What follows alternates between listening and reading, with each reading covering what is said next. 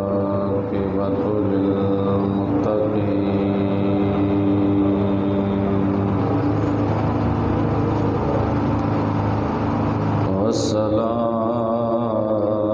والصلاة والسلام على سيد الأنبياء والمرسلين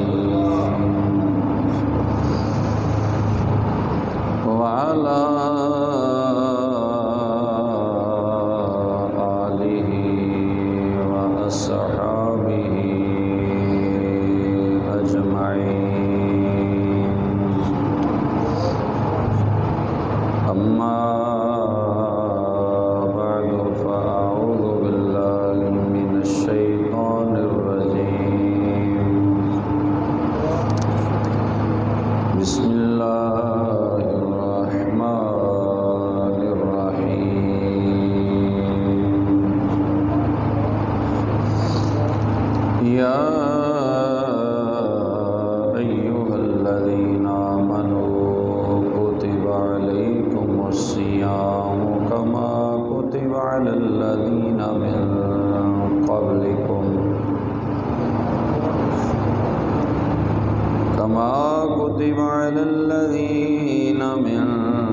قبلكم لعلكم تتقون. آمنت بالله صدق الله مولانا العظيم وبلغنا رسوله النبي الكريم. إن الله وملائكته يصلون على النبي يا أيها الذين آمنوا صلوا عليه وسلموا تسليما.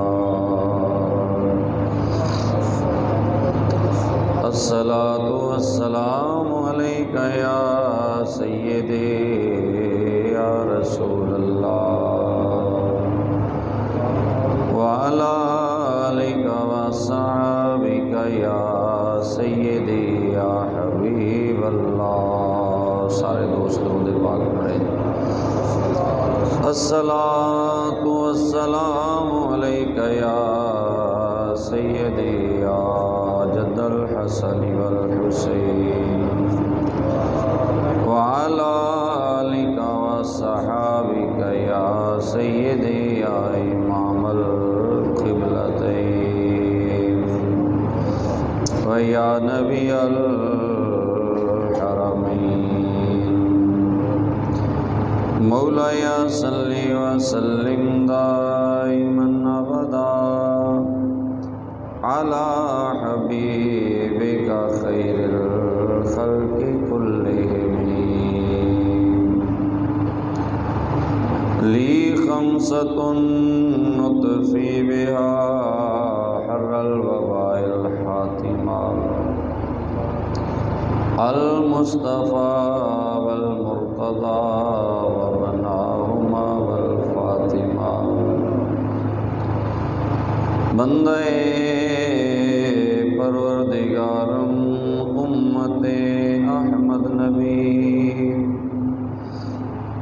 دوست دارے چار یارم تابع اولاد علی،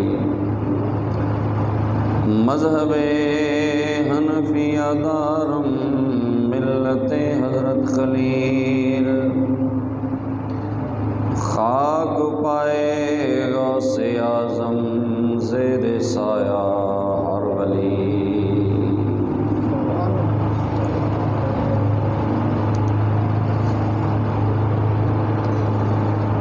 دیار عشق میں اپنا مقام پیدا کر،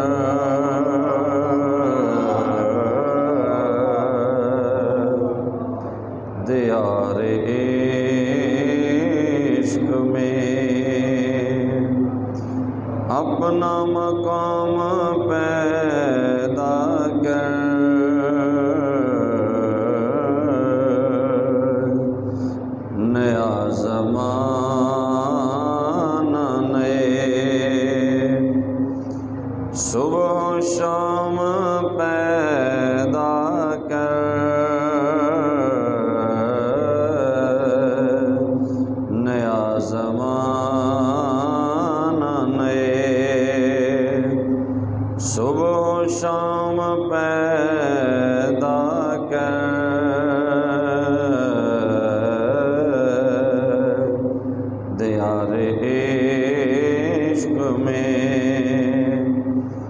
اپنا مقام پیدا کر،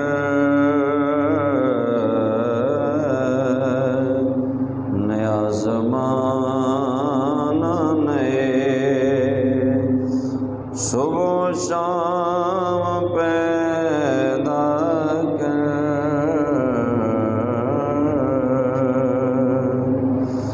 میرا طریق امیری نہیں فقیری ہے، میرا طریق امیری نہیں فقیری ہے، خودی نہ بیچ غریبی میں نام پیدا کر، دیار عشق میں اپنا مقام پیدا کر، نیا زمانہ نئے صبح و شام پیدا کر۔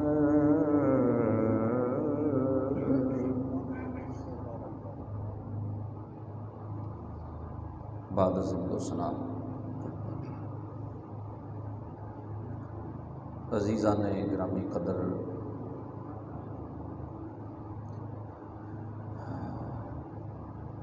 عنقریب ماہ رمضان المبارک کی مقدس گھڑیاں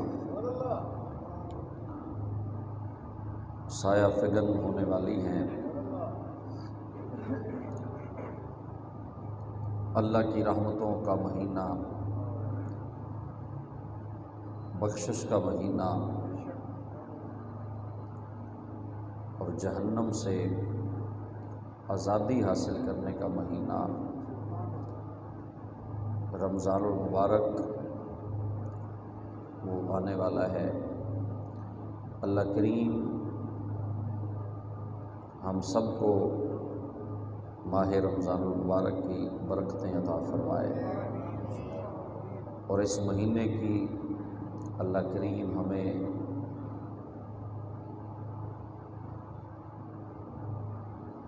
کرم نوازیاں،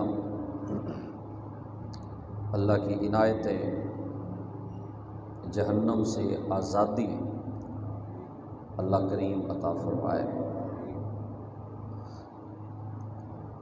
قرآن پاک کی معروف سورت سورۃ البقرہ کی آیت نمبر 183 آپ کے سامنے پڑھی ہے۔ اللہ رب العزت نے روزے کی فرضیت اور اس میں جو حکمتیں ہیں وہ بیان کرتے ہوئے فرمایا، یا ایھا الذین آمنوا کتب علیکم الصیام، کہ اے ایمان والو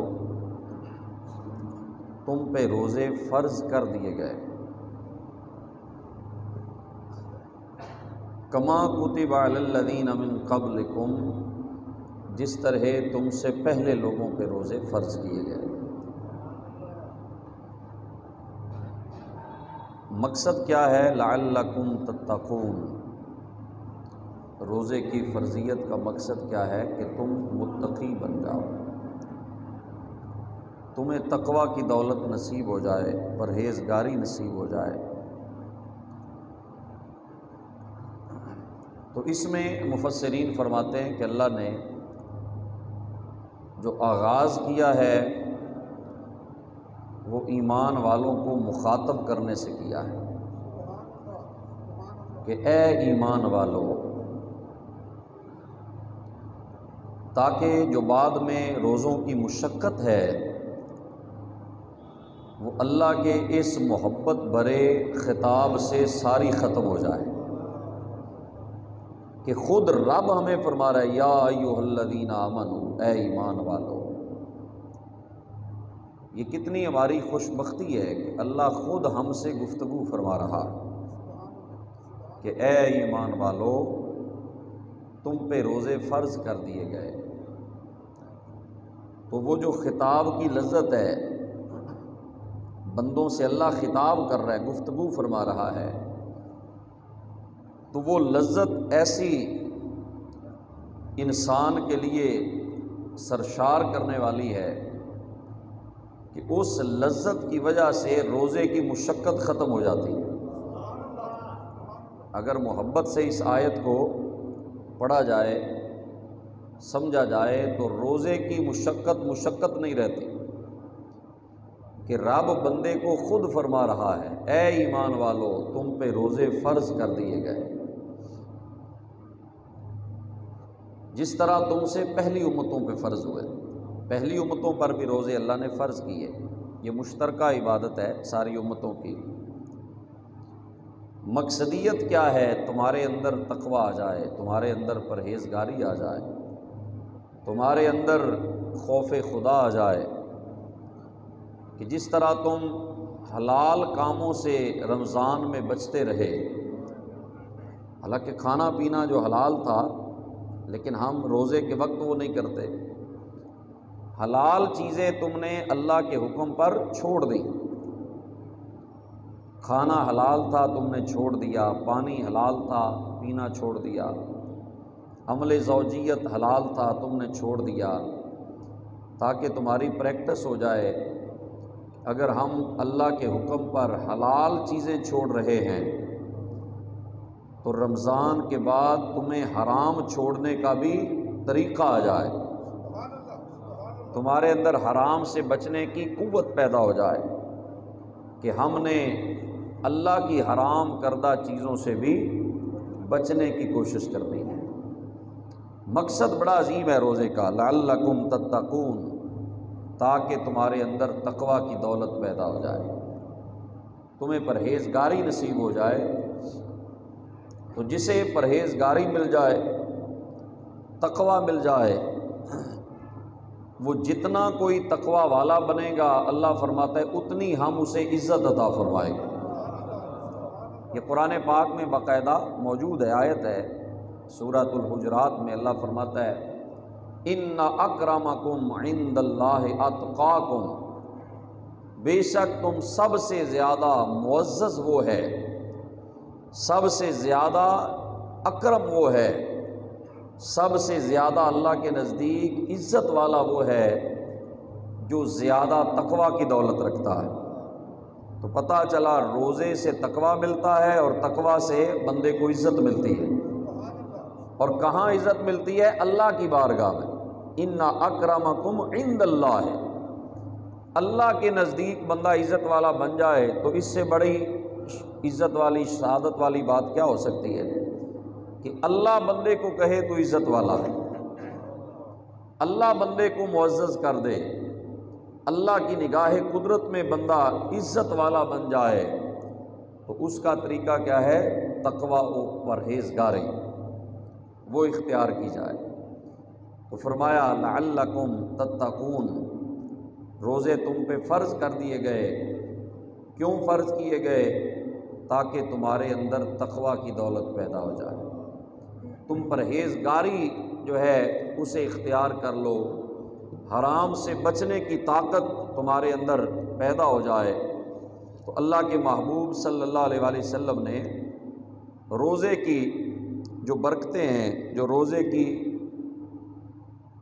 فائدے ہیں روزے کے، وہ بیان کرتے ہوئے ارشاد فرمایا، حضرت سیدنا ابو ہریرہ رضی اللہ تعالیٰ عنہ حدیث کے راوی ہیں کہ آقا صلی اللہ علیہ وسلم نے فرمایا اعطیت امتی خمس خصال فی رمضان لم تعطہن امت قبلہم، فرمایا میری امت کو اللہ نے رمضان میں 5 ایسی چیزیں عطا فرمائی ہیں جو پہلے کسی امت کو اللہ نے نہیں عطا فرمائی، یہ صرف اللہ نے امت مصطفیٰ کو عطا فرمائی۔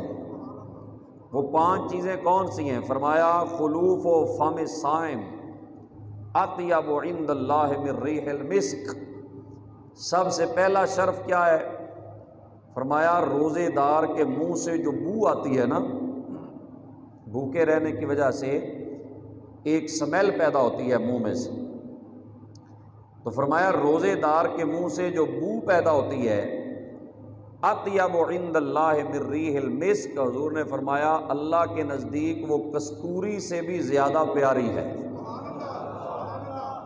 ہمارے نزدیک وہ بو ہے، وہ سمیل ہے، لیکن اللہ کے نزدیک وہ خوشبو ہے۔ فرمایا جو خوشبو اللہ کو اتنی پسند ہے کہ کستوری سے بھی زیادہ اللہ روزے دار کے منہ کی بو کو پسند فرماتا ہے۔ کیوں کہ وہ اللہ کے لیے بھوکا رہا، وہ اپنی ذات کے لیے بھوکا نہیں رہا، وہ اپنے مالک کے حکم کے لیے اس نے کھانا چھوڑا، پینا چھوڑا۔ اب جو منہ سے بو آئے گی اللہ کو وہ بھی بڑی پیاری ہے، اللہ کو وہ پسند ہے۔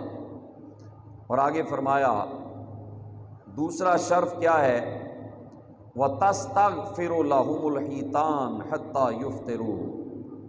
دوسرا شرف کیا ہے، فرمایا جو دریا میں مچھلیاں ہیں، وہ مچھلیاں بھی روزے دار کے لیے افطاری تک بخشش کی دعا مانگتی ہیں۔ مچھلیاں روزے دار کے لیے افطاری تک، سحری سے لے کر افطاری تک، جب تک وہ روزے میں ہے، دریا میں رہنے والی مچھلیاں اس روزے دار کے لیے بخشش مانگتی ہیں اللہ کی بارگاہ سے کہ یہ حضور کی امت کا روزے دار ہے، یہ حضور صلی اللہ علیہ وسلم کا غلام، کھانا بھی چھوڑے بیٹھا ہے، پینا بھی، اور ہر حلال کام جس سے اللہ نے منع کر دیا اس کو چھوڑ کر یہ بھوکا پیاسا دن گزار رہا ہے۔ دریا کی مچھلیاں بھی اس کے لیے بخشش کی دعا کرتی ہیں۔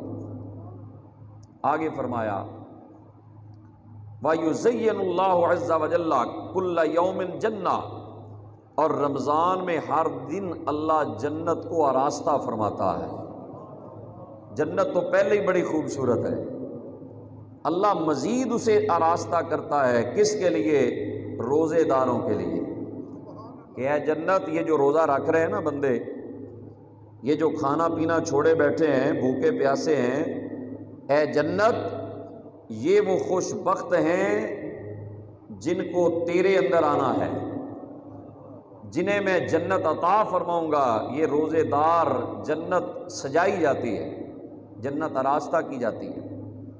اور آگے فرمایا وَيُوشِكُ عِبَادِيَ الصَّالِحُونَ أَن يُلْقُوا عَنْهُمُ الْمُنَّ وَيُسِيرُوا إِلَيْكَ۔ اللہ فرماتا ہے جنت ان قریب یہ بندے آئیں گے اور تیرے اندر پہنچیں گے اور ان کی روزے کی مشقت ختم ہو جائے گی۔ جو روزے میں بھوکے پیاسے رہے تھے اب جنت میں آ کر وہ ساری مشقت بھول جائیں گے۔ اور آگے فرمایا ایک خوبی کیا ہے رمضان میں اللہ دیتا ہے امت کو، تو صفۃ فیہ مردۃ الشیاطین، روزے میں رمضان میں اللہ کریم شیطانوں کو باندھ دیتا ہے۔ شیاطین جو ہیں وہ کیا ہوتے ہیں؟ جکڑ دیے جاتے ہیں کہ بندے رمضان میں شیطان کا بھی بہانہ نہ کر سکے۔ تو جی پورے 11 مہینے تو کہتے ہیں یار نماز تو پڑھنی تھی، شیطان بڑا ظالم ہے، شیطان بڑا سرکش ہے، وہ انسان کا دشمن ہے، اس نے ورغلا کے مجھے نماز سے دور کر دیا۔ پورا سال بہانہ کرتے رہے شیطان کا، رمضان میں وہ بہانہ بھی کیا ہو گیا؟ ختم ہو گیا۔ فرمائے شیطان باندھ دیے جاتے ہیں، شیاطین جکڑ دیے جاتے ہیں کہ بندے اب تو آ جا، اب تو شیطان بھی جکڑا گیا ہے، اب تو میری بارگاہ میں توبہ کر لے۔ اور پھر مسجدوں کی رونقیں بڑھ جاتی ہیں۔ رمضان شریف میں آپ دیکھیں گے اگلے جمعے جگہ نہیں ملے گی، جیسے جیسے رمضان آئے گا جیسے ہی داخل ہوگا رونقیں بڑھ جائیں، چونکہ شیطان جکڑ دیے گئے۔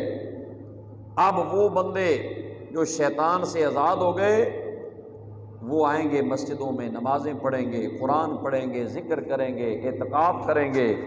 تو فرمایا شیاطین جکڑ دیے جاتے ہیں۔ فلا یخلصوا فیہ الی ما کانوا یخلصون الیہ فی غیرہ، رمضان کے علاوہ جو حملے وہ کرتے تھے امت پر اب رمضان میں وہ حملہ آور نہیں ہو سکیں گے۔ رمضان میں ان کے حملوں سے اللہ بچا لے گا۔ اور آگے فرمایا وَيُغْفَرُ لَهُمْ فِي آخِرِ اللَّيْلَ، اور رمضان کی جب آخری رات آتی ہے نا، اللہ پوری امت کی بخشش فرما دیتا ہے۔ رمضان کی آخری رات جب آتی ہے اللہ ان کی بخشش فرما دیتا ہے۔ قیل یا رسول اللہ احیا لیلۃ القدر، پوچھا گیا یا رسول اللہ صلی اللہ علیہ وسلم کیا یہ شب قدر ہے جس میں مومنوں کی بخشش کی جاتی ہے؟ فرمایا نہیں، لا ولکن العامل انما یوفی اجرہ اذا قضى عملہ، فرمایا نہیں، یہ رمضان کی آخری رات ہے، جب مزدور اپنی مزدوری مکمل کر لیتا ہے تو پھر اس کا مالک اسے مزدوری دیتا ہے۔ فرمایا روزے دار جب پورا مہینہ مزدوری کرتے ہیں، روزہ رکھتے ہیں، قرآن پڑھتے ہیں، تراویح پڑھتے ہیں، ذکر کرتے ہیں، اعتکاف کرتے ہیں، صدقہ و خیرات کرتے ہیں، تو جب آخری رات آتی ہے نا، رب فرشتوں سے فرماتا ہے اے فرشتوں بتاؤ ایک مزدور مزدوری کرے تو کیا کرنا چاہیے؟ فرشتے کہتے ہیں یا اللہ مزدوری دینی چاہیے، مزدوری ادا کرنی چاہیے۔ تو رب فرماتا ہے فرشتوں پھر تم گواہ ہو جاؤ، یہ جن بندوں نے مزدوری کی ہے نا پورا مہینہ، میں نے ان سب کو معاف فرما دیا ہے، ان کی بخشش فرما دی ہے۔ تو رمضان میں یہ 5 چیزیں آقا نے فرمایا اللہ تعالیٰ میری امت کو عطا فرماتا ہے، جو پہلی امتوں کو اللہ نے نہیں عطا فرمائیں۔ یہ صرف خاصہ ہے میرے کریم آقا صلی اللہ علیہ وآلہ وسلم کی امت کا، کہ اللہ نے رمضان کے اندر یہ شرف انہیں عطا فرمایا۔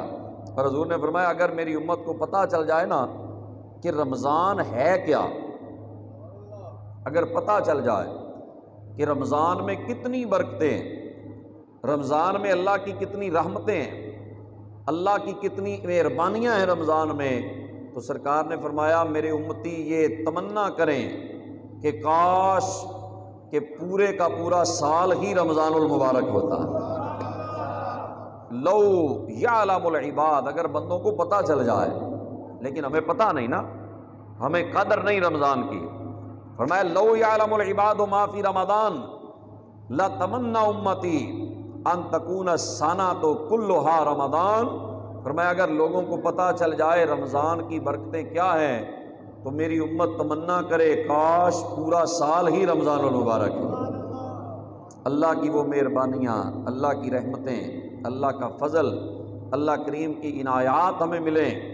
اور حضرت سلمان فارسی رضی اللہ تعالی عنہ، انہوں نے یہ سرکار صلی اللہ علیہ وآلہ وسلم کا پورا خطبہ جو ہے وہ نقل فرمایا کہ رمضان المبارک آنے والا تھا اور نبی پاک صلی اللہ علیہ وآلہ وسلم نے اپنے صحابہ کو رمضان شریف کی فضیلت بیان فرمائی۔ یہ جتنے جملے میں عرض کروں گا یہ حضرت سلمان فارسی نے حضور کی تقریر نقل فرمائی، کہ کسی عالم کی، کسی محقق کی گفتگو نہیں، بلکہ یہ اللہ کے محبوب کی گفتگو ہے، اللہ کے نبی کا کلام ہے جو حضرت سلمان رضی اللہ تعالیٰ عنہ نے بیان فرمایا۔ حضرت سلمان فرماتے ہیں کہ رمضان آنے والا تھا، ایک دن باقی تھا ماہ رمضان المبارک کی آمد میں، تو سرکار نے خطبہ عطا فرمایا۔ شعبان کے آخری دن حضور نے خطبہ عطا فرمایا، فرمایا یا ایھا الناس، اے انسانوں، اے لوگو، قد اظلکم شہر عظیم مبارک، حضور نے فرمایا لوگو تمہارے اندر ایک ایسا مہینہ آنے لگا ہے، ایک ایسا مہینہ سایہ کرنے لگا ہے۔ اظلکم کا معنی سایہ کرنے لگا ہے، جیسے دھوپ ہو نا تو سایہ دار درخت مل جائے، تو فرمایا یہ جو مہینہ آ رہا ہے یہ سایہ بن کے آنے لگا ہے، یہ ایسا مہینہ ہے جو عظیم، فرمایا بڑا عظمت والا مہینہ ہے۔ اور آگے فرمایا شہر مبارک، یہ بڑا برکت والا مہینہ ہے، مبارک مہینہ ہے، اس میں بڑی برکتیں ہیں۔ شہر فرمایا ایسا مہینہ ہے، فیہ لیلۃ خیر من الف شہر، اس میں ایسی رات ہے جو 1000 مہینوں سے افضل ہے، ایک ایسی رات ہے جو 1000 مہینوں سے بہتر ہے۔ جعل اللہ صیامہ فریدا و قیام لیلہ تطوعا، فرمایا اس کے روزے اللہ نے فرض کر دیے۔ ماہ رمضان کے روزے کیا ہیں؟ ہم پر فرض ہیں، اور رات کو قیام کرنا یہ نفلی عبادت ہے، رات کو قیام یہ نوافل ہیں۔ فرمایا اس کا قیام اللیل اللہ نے تمہارے لیے مستحب بنا دیا، روزے فرض کر دیے۔ من تقرب فیہ بخصلۃ من الخیر، فرمایا جو اس میں کوئی بھلائی کا کام کرے گا، کانا کمن ادا فریدۃ فیما سواہ، رمضان کے علاوہ جتنا ثواب فرض ادا کرنے کا ہے، رمضان میں نفل کا اللہ ثواب فرض کے برابر عطا فرماتا ہے۔ کیوں جی؟ یہ خاص پیکج ہے، یہ رمضان میں پیکج ملتا ہے کہ تم نفل ادا کرو گے، ثواب ہم فرض کا عطا فرمائیں گے۔ فرمایا ثواب نفل کا اللہ فرض کے برابر عطا فرما دیتا ہے، کہ عام دنوں میں فرض کا جتنا ثواب ہے اللہ رمضان میں نفل کا اتنا ثواب عطا فرماتا ہے۔ اور آگے فرمایا کہ وَمَنْ أَدَّى فَرِيدَةً فِيهِ کانا کمن ادا 70 فریدا فیما سواہ، فرمایا جو اس میں ایک فرض ادا کرے گا نا، اس کو 70 فرض ادا کرنے کے برابر ثواب عطا فرمایا جائے گا۔ 70 فرض، ایک نماز فرض ادا کی تو سمجھے آپ نے 70 نمازیں ادا کر لی، ثواب کتنی نمازوں کا ملے گا؟ 70 نمازوں کا۔ ایک فرض ادا کرو گے تو اللہ 70 فرضوں کا ثواب اس مہینے میں عطا فرماتا ہے، جو مہینہ ان قریب آنے والا ہے، جس مہینے کی مقدس گھڑیاں آنے والی ہیں۔ آگے فرمایا وَهُوَ شَهْرُ الصَّبْرِ، فرمایا یہ صبر والا مہینہ ہے، یہ حضور فرما رہے ہیں، یہ کس کا مہینہ ہے؟ صبر والا، شہر الصبر، فرمایا یہ صبر والا مہینہ ہے۔ وَالصَّبْرُ ثَوَابُهُ الْجَنَّةُ، اور صبر کی جزا کیا ہے؟ فرمایا صبر کی جزا جنت ہے، یہ جنت میں لے جانے والا مہینہ ہے۔ اور شہر المواسات، فرمایا یہ غم گساری کا مہینہ ہے، یہ کس کا مہینہ ہے؟ غم گساری، یعنی ایک دوسرے کے ساتھ مہربانی کرنے کا مہینہ ہے، ایک دوسرے کے ساتھ تعاون کرنے کا مہینہ ہے، ایک دوسرے کی مدد کرنے کا مہینہ ہے۔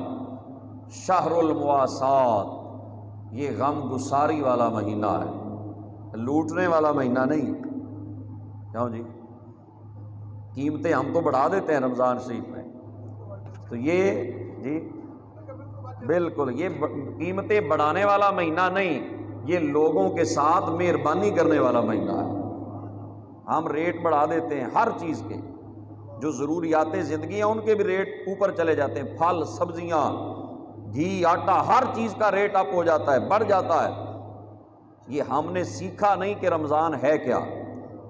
حضور نے فرمایا یہ غم گساری کا مہینہ ہے، یہ مہربانی کرنے کا مہینہ ہے، یہ غم گساری کا مہینہ ہے، غریبوں کے ساتھ مہربانی کرنے والا مہینہ رمضان المبارک ہے، شہر المواسات۔ تو ہمیں چاہیے ایک دوسرے سے مہربانی کریں، شفقت کریں، کسی غریب کمزور کی مدد کریں، تو یہ مہینہ ہمیں سبق دیتا ہے مواسات کا۔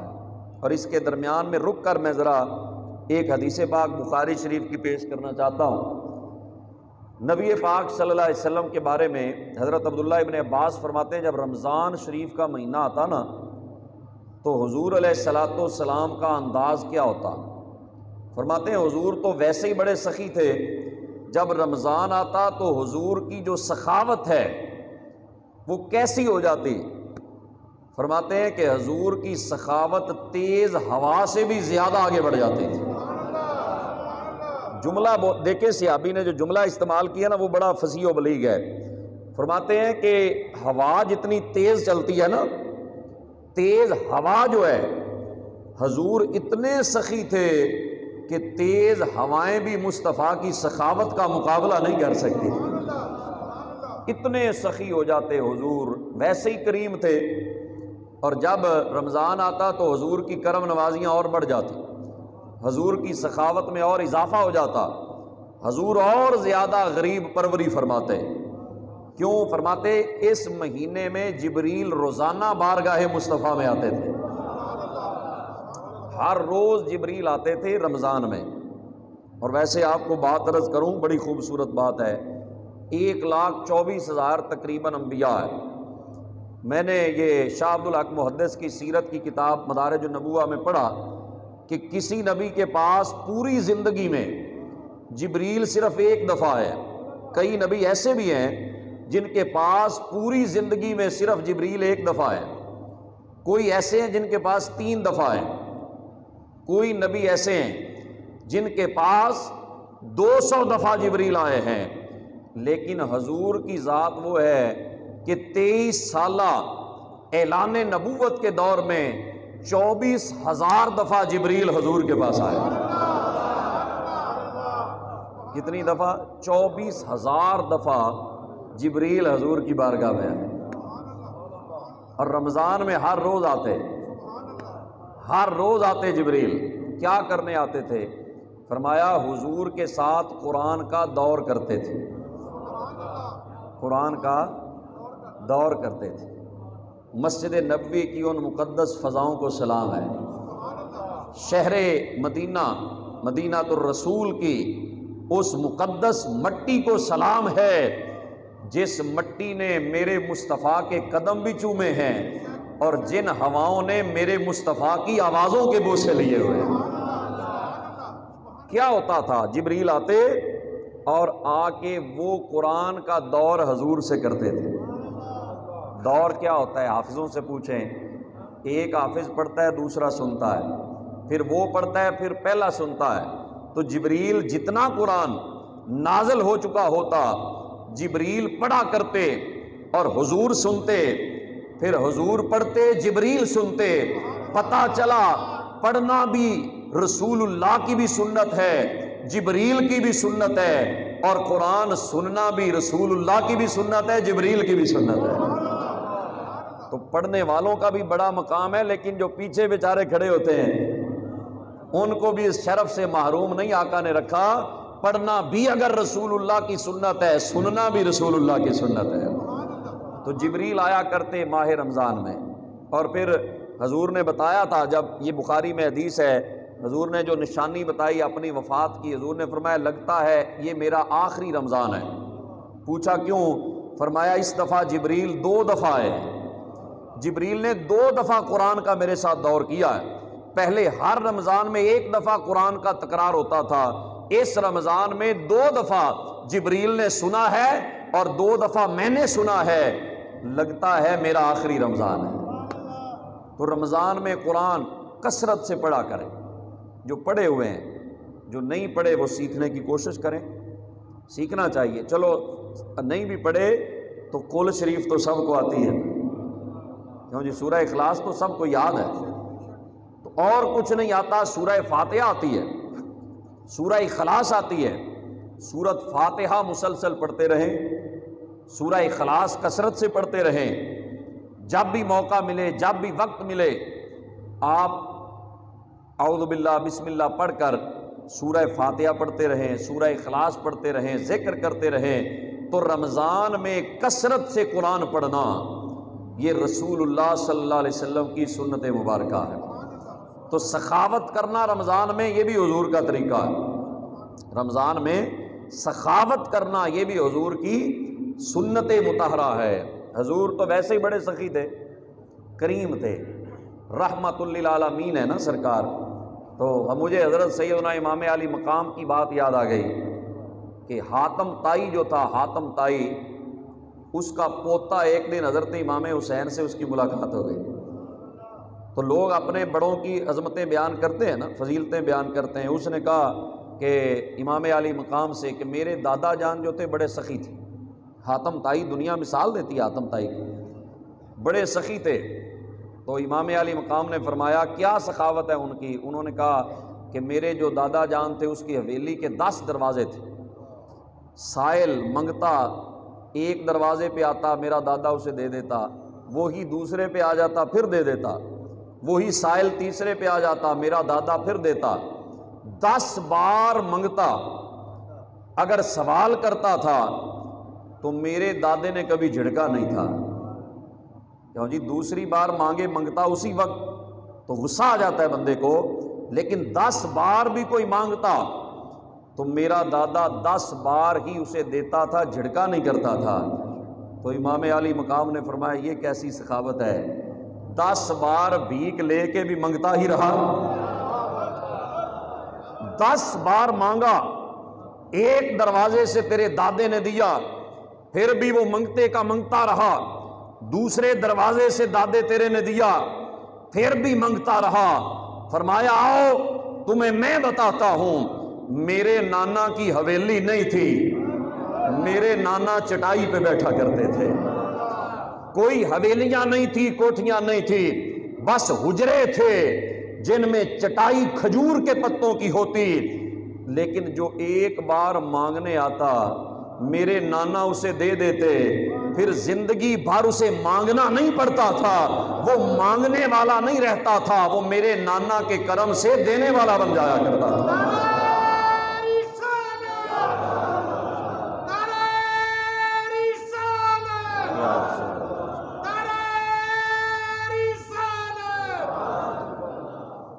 تو یہ مہینہ حضور اس میں اور سخاوت فرمایا کرتے ہیں۔ تو پہلے ہی حضور سخی تھے، پھر رمضان میں کیا معاملہ ہوتا ہوگا، پھر تو لائنیں نہیں لگ جاتی ہوں گی، حضور کی عطا مانگنے والوں کی لائنیں لگ جاتی ہوں گی، حضور نوازتے ہوں گے، جھولیاں بھر بھر کر حضور دیا کرتے۔ شہر المواسات فرمایا یہ غم گساری کا مہینہ ہے، اور آگے فرمایا وَشَهْرٌ يُزَادُ فِيهِ رِزْقُ الْمُؤْمِنِ، یہ وہ مہینہ ہے جس میں مومن کے رزق میں اضافہ ہو جاتا ہے، مومن کا رزق بڑھا دیا جاتا ہے، اللہ روزی میں برکتیں دے دیتا ہے۔ جنہوں نے کبھی نہیں کھائے ہوتے نا دہی وغیرہ کھجوریں، اللہ اس مہینے کی برکت سے انہیں بھی عطا فرماتا ہے۔ تو یہ شہر یزاد فیہ رزق المومن، آگے فرمایا من فطر فیہ صائما کان لہ مغفرۃ لذنوبہ، فرمایا جس نے اس مہینے میں کسی روزے دار کو افطاری کروائی، کس کو کروائی؟ بولیں ذرا، کس کو کروائی؟ روزے دار کو کروانی ہے، جو روزے رکھنے والا ہے۔ جس نے روزے دار کو افطاری کروائی اس مہینے میں تو اللہ اس کے گناہوں کو معاف فرمائے گا۔ وَإِتْقَ رَقَبَتِهِ مِنَ النَّارِ، اور اس کی گردن اللہ جہنم سے آزاد فرمائے گا۔ وَقَانَ لَهُ مِثْلُ أَجْرِهِ مِنْ غَيْرِ أَنْ يَنْتَقِصَ مِنْ أَجْرِهِ شَيْءٌ، فرمایا جتنا ثواب روزہ رکھنے والے کو ملا ہے اللہ اتنا افطار کرانے والے کو عطا فرمائے گا۔ لیکن اس حدیث کا مطلب الٹ نہیں لے لینا، خود نہ رکھو افطار کروائی جاؤ، یہ مطلب نہیں لینا، اپنا ضرور رکھنا ہے، وہ فرض ہے، یہ نہیں کہ آپ نہ رکھیں۔ ہاں عذر ہے، اگر کوئی اتنا بیمار ہے وہ ایک الگ مسئلہ ہے، اگر کوئی اتنا بیمار ہے کہ روزے سے اس کی بیماری اور بڑھ جائے گی، کوئی ڈاکٹر کہتا ہے، ماہر حکیم نیک حکیم کہتا ہے کہ روزے سے بیماری اور بڑھ جائے گی، تو پھر اس کو اجازت ہے کہ وہ بعد میں قضا کر سکتا ہے۔ اگر اس قابل بھی نہیں، اتنا بوڑھا ہے، تو پھر فدیہ ہے روزے کا، وہ دے سکتا ہے۔ لیکن تندرست بندہ وہ یہ نہیں کر سکتا کہ میں نہ رکھوں روزہ اور ویسے روزانہ افطاری 10 بندوں کو کرا دیا کروں، تو ایسے نہیں ہو سکتا۔ تو ویسے اجر ملے گا اگر افطار کروائیں گے۔ تو فرمایا جتنا روزہ رکھنے والے کو اجر، اتنا اللہ کریم افطار کرانے والے کو عطا فرمائے گا۔ اب صحابہ نے دستے سوال دراز کیا، قلنا یا رسول اللہ صلی اللہ علیہ وسلم لیسا کلنا ناجد ما نفطر بہ الصائم، حضور ہم میں سے ہر بندہ اتنے اسباب نہیں رکھتا کہ وہ روزے دار کو افطاری کروائے، اور افطاری کے اندر اعلیٰ سے اعلیٰ کھانے، سبزیاں، اعلیٰ سے اعلیٰ گوشت، اعلیٰ سے اعلیٰ پھل ہو، حضور ہم تو اتنا نہیں کر سکتے۔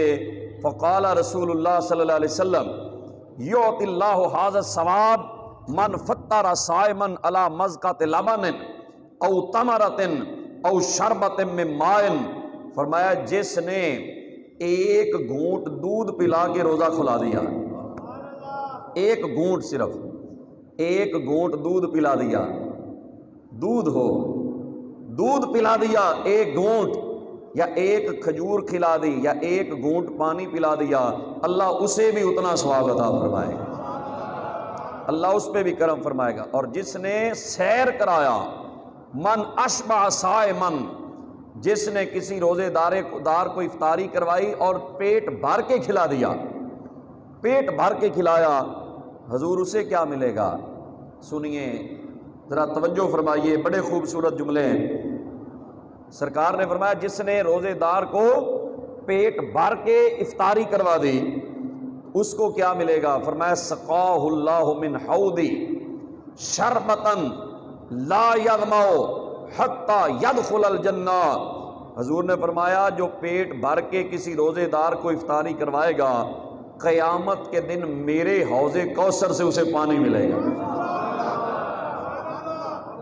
بڑا سودا یار، سستا ہے، بڑا سستا سودا ہے کہ حوض کوثر پر میرے آقا جلوہ گر ہوں گے، اور جس نے کسی روزے دار کو افطاری پیٹ بھر کے کروائی تو حضور روز محشر اپنے ہاتھوں سے حوض کوثر کے جام اسے عطا فرمائے گا۔ اللہ اکبر، حضور کے ہاتھوں سے جام ملے گا، اور وہ یہاں ہم پانی ابھی پیا، دوبارہ پیاس لگ گئی، تھوڑی دیر بعد پھر پیا، پھر پیاس لگ گئی، لیکن حضور کی جو حوض کوثر ہے نا، اس میں ایک خوبی ہے، ایک خاصہ ہے۔ وہ کیا ہے؟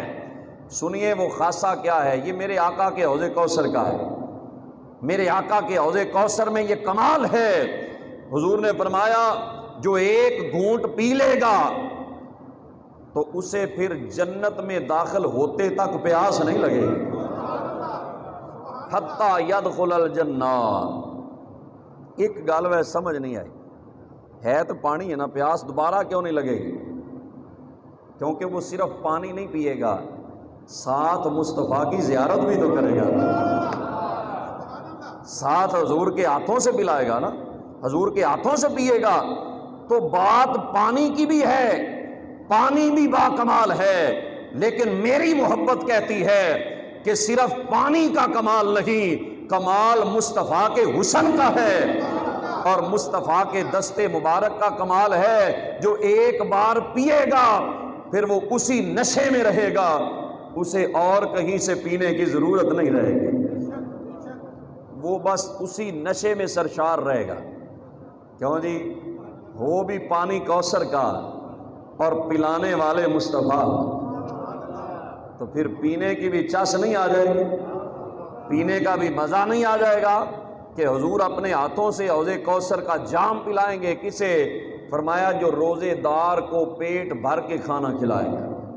یہ حضور نے خطبہ دیا 29 شعبان کو، جو میں جملے عرض کر رہا ہوں، یہ حضور کا 29 شعبان کا خطبہ جو جناب سلمان فارسی بیان کر رہے ہیں وہ میرے سامنے ہے۔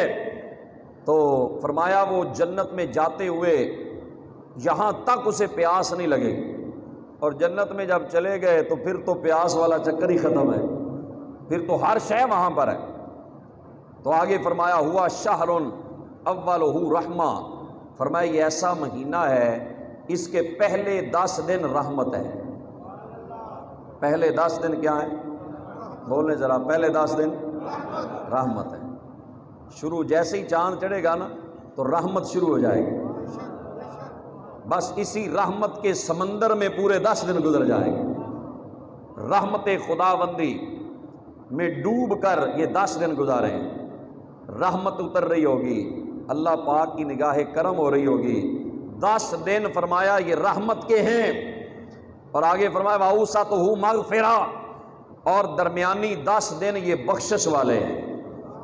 ان 10 دنوں میں اللہ کریم بخشتا ہے، بخشش کے اعلان ہوتے ہیں، اور آگے فرمایا وَآخِرُهُ عِتْقٌ مِّنَ النَّارِ، اور آخری 10 دن جہنم سے آزادی کے 10 دن ہیں۔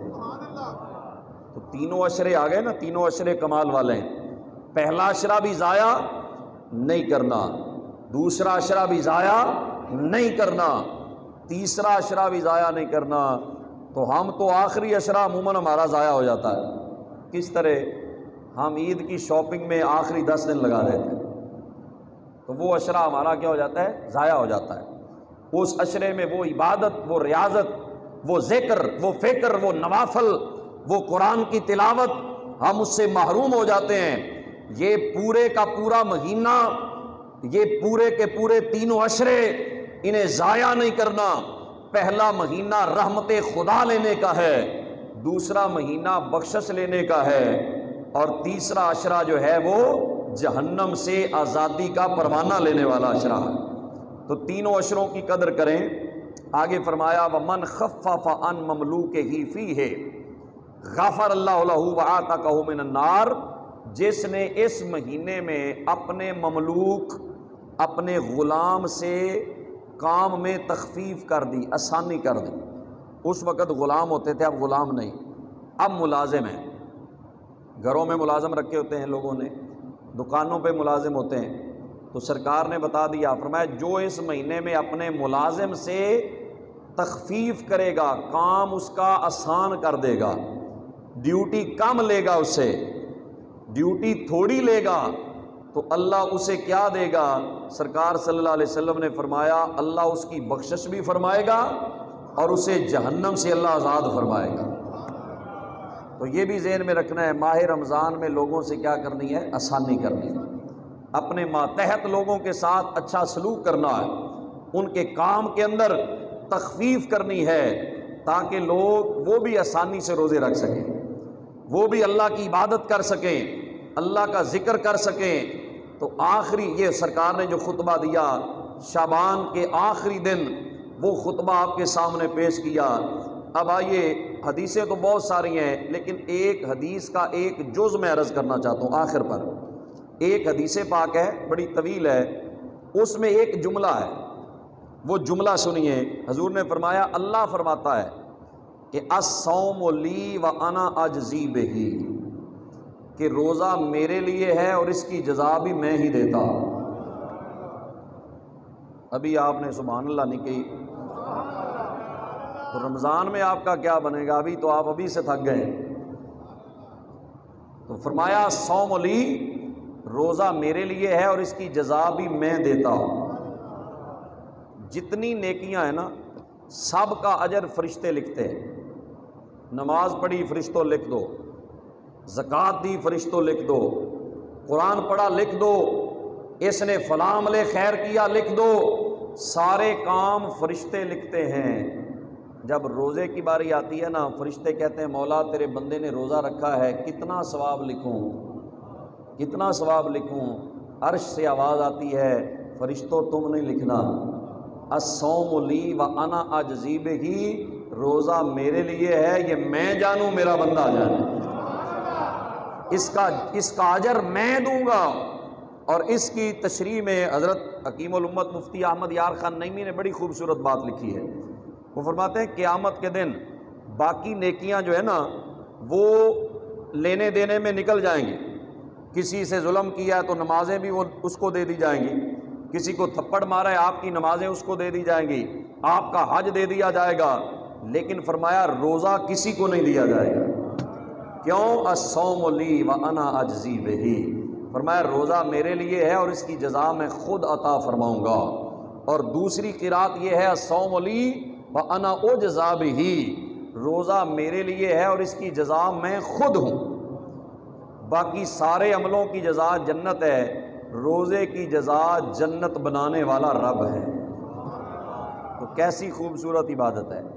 بندہ خاموش بیٹھا، خاموش لیٹا ہوا، کسی سے بات نہیں کر رہا، کسی سے گفتگو نہیں کر رہا، سامنے کھانا آ گیا، سامنے ٹھنڈا پانی آ گیا، گرمی کی شدت ہے، پانی سامنے ہے، کوئی دیکھ بھی نہیں رہا، وہ پیاس بھی لگی ہے، وہ منہ کو نہیں لگاتا، اور اگر کبھی منہ میں ڈالتا ہے پانی، ٹھنڈا پانی وضو کر رہا ہے، منہ میں ڈالتا ہے پانی، دل کہتا ہے پی لو، بڑی گرمی ہے، بہت پیاس لگی ہے، لیکن اس کا عشق کہتا ہے روزہ ہے۔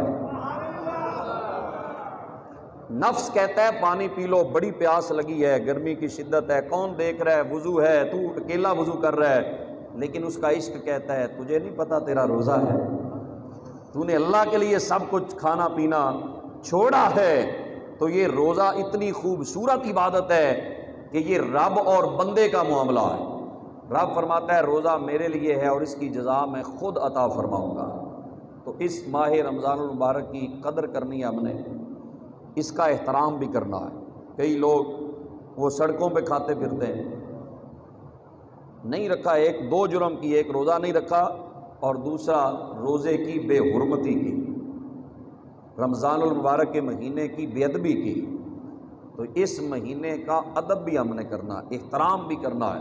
بچوں کو بھی ہم نے باہر کھانے پینے سے روکنا ہے کہ یہ ماہ رمضان المبارک ہے، اس کی قدر کریں، اس کی عزت کریں۔ اللہ کریم ہمیں عمل کی توفیق عطا فرمائے۔ وما علیہ الا البلاغ۔